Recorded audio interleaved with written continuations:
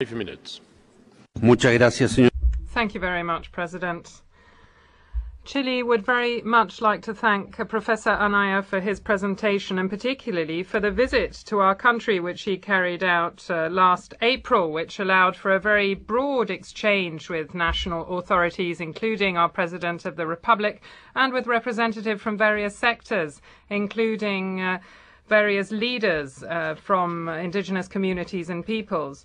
We also welcome Professor Anaya's willingness to exchange points of view with the government of Chile. We're certain that this dialogue will contribute to success in his mandate and to make sure that the human rights of indigenous peoples in Chile are promoted. This is something which our President of the Republic, Michelle Bachelet, is committed to and which the Special Rapporteur recognises in his report.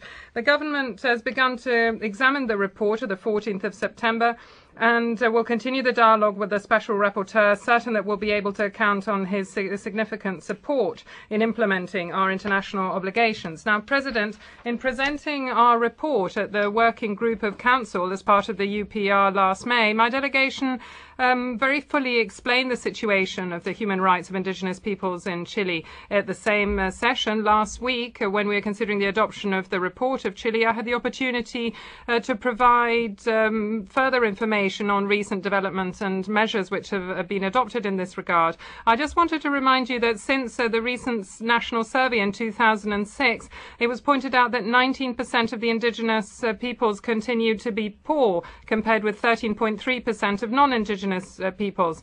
Well, these figures are significantly lower than the 35.1% of indigenous peoples that were poor in 1996. It's also important to note that the decrease in poor indigenous peoples has been much faster than comparable figures for non-indigenous peoples. The relevant figures are 16.1% for indigenous peoples compared with 9.4% for non-indigenous peoples, figures for 1996 and 2006. All of this proves significant success in the targeting of social policies, although there's still much left to be done, as the figures themselves indicate. Given that we don't have much time available, I'm simply going to briefly refer to some of the main points mentioned by the Special Rapporteur in his report. And I'll also mention other recent developments. Regarding consultation and participation of indigenous peoples recommended by the Special Rapporteur in his report. Well, last Friday, the Official Journal published Article 34 of Law 19253. Governing consultation and participation of indigenous peoples. This is an interim regulation as part of the consultation process, meaning that the public services can apply the relevant article of the indigenous law and Articles 6 and 7 of Convention 169. This temporary regulation will mean that we'll be able to have a national process of consultation with indigenous peoples based on the text of the regulation before we draft definitive regulations in this manner. Chile has borne in mind the recommendation of the report included in the document International Principles Applicable to Consultation in Relation with Constitutional Reform regarding the rights of indigenous peoples in Chile, aiming to create a greater climate of trust in the dialogue between indigenous peoples and the authorities.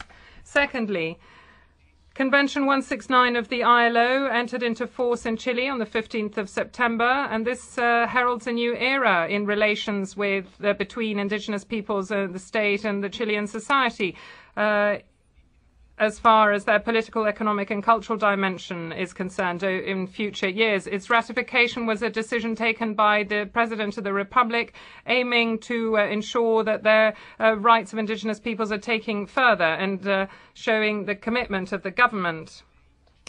Shortly, the President will be sending to National Congress bills to ensure that there is more effective institutional structures, amending the structure of the National Corporation for Indigenous Development, CONADI, which was set up 16 years ago.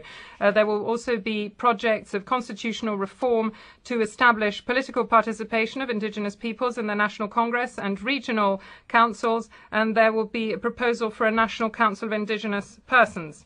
Thirdly, the Special Rapporteur recognises the efforts made by the state regarding indigenous lands, given the approval of Law 19253. Aware of some of the administrative problems and speculation on the value of land generated as part of this process, mentioned by the Special Rapporteur in his report, the government, as part of the restructuring of CONADI, has created a working group to revise the regulations on claiming and assignment of lands. Fourthly, relating to the articles of the Convention, which the Constitutional Tribunal has marked out for attention, 4 prestigious universities in the countries are considering legal amendments which could be relevant, considering our legislation and the standards within the relevant convention. Fifthly, according to recently revised figures, there are 2,934 indigenous communities in Chile and 1,586 indigenous associations of different kinds. This gives us a total of 4,520 indigenous groupings of different kinds, the vast majority of which express themselves very peacefully and within the framework of the rule of law to make their claims. Analysing the point conflicts for Mapuche land claims, the Special Rapporteur disapproves the resorting to acts of violence as means of protest, including in those situations related to legitimate claims of peoples and indigenous communities. Chile is fully in agreement with this principle, and the government is working to ensure that it moves forward speedily for the full realization of the human rights of indigenous peoples, including its economic and social rights within the rule of law. The communities in conflict are roughly 20, and the events relating from land occupation are limited. We are also fully in agreement with the statement that's saying committing certain acts of violence doesn't in any case justify the violation of human rights of the indigenous peoples by police officials.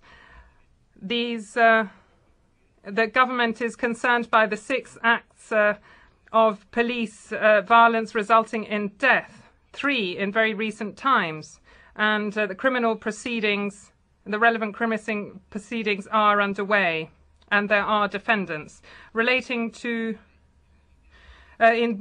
shortly there will be a bill being presented as requested by various human rights organizations which restricts military justice competence. Guaranteeing the human rights and fundamental freedoms of indigenous peoples is a challenge of the primary order for Chilean society. And the social plan for multicultural issues is multifaceted. We are trying to involve all players in society. Only by doing so